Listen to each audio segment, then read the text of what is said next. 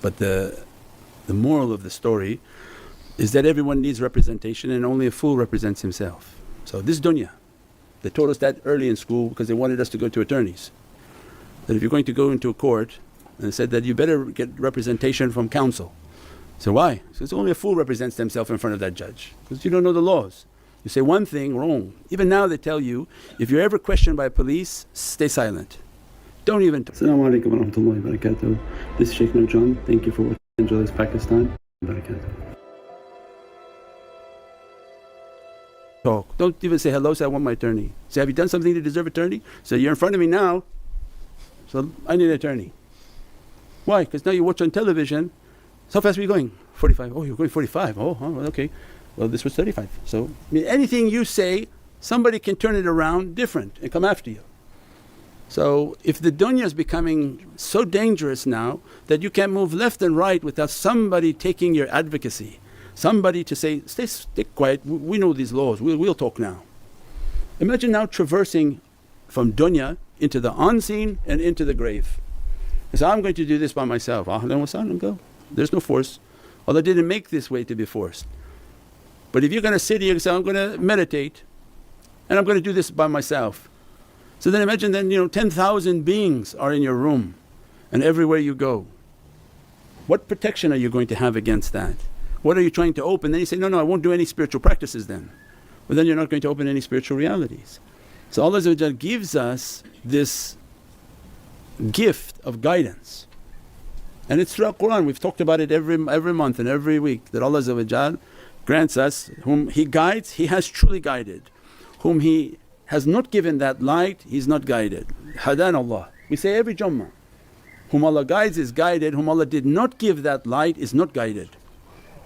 So they can reach minor blessings in life, but when Allah wants to guide the servant, He guides them. Then how Allah guides them is He sends them guides, ones whom can take them along the path. Some people may have many, some may be the person who taught them about Islam, taught them about Arabic, taught them about good character, good manners.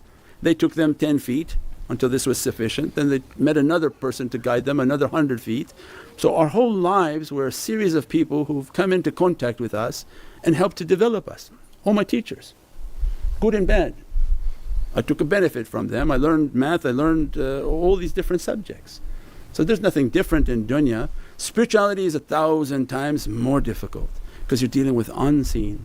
You say, I feel good in my meditation, but is that a shaitan making you feel good? Because he can also represent anything you want. You watch these new age people and they say, oh the spirits came and they're such beatific spirits. What spirit you're talking about? That could be any kind of nefarious creature. So guidance then is a blessing from Allah for those whom want to be guided. Those whom don't want to be guided, then they're free. There's no compulsion in religion. But when we're honest and true to ourselves that this is too complicated this way and I don't want to traverse it alone, I want the companionship of a guide. Then they come and then they be inspired and then Allah begin to teach that keep your meditation, keep the way of tafakkur, keep the contemplation. And then the true guides should be teaching you about the love of Sayyidina Muhammad. And this becomes the test of all these Naat. These Naat Sharif is that nobody can resolve your case without the love of Muhammadun Rasulullah.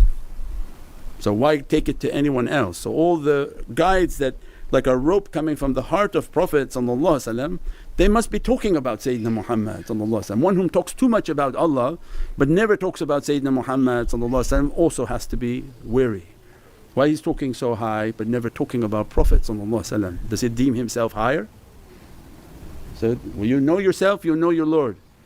Means that you have to know yourself. If you don't know yourself, how are you talking about Allah and you are with yourself all the time and you don't know Him yet?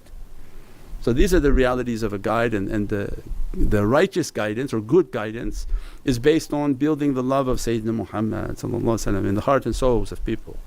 And that Prophet's magnet to lock onto their hearts. If that lock begins to occur, Prophet will pull them in his own gravitational field. They'll be drawn, they run to Madinatul Munawwarah because of the ishq and love, or they come into these associations for the Durood al-Sharif, Majlis al-Salli ala Nabi. Why? Because the magnet within their heart knows that this love of Prophet will be here and they're coming. It's not something that had to be convinced by the head, but the heart knows it and begins to flow through that reality, inshaAllah.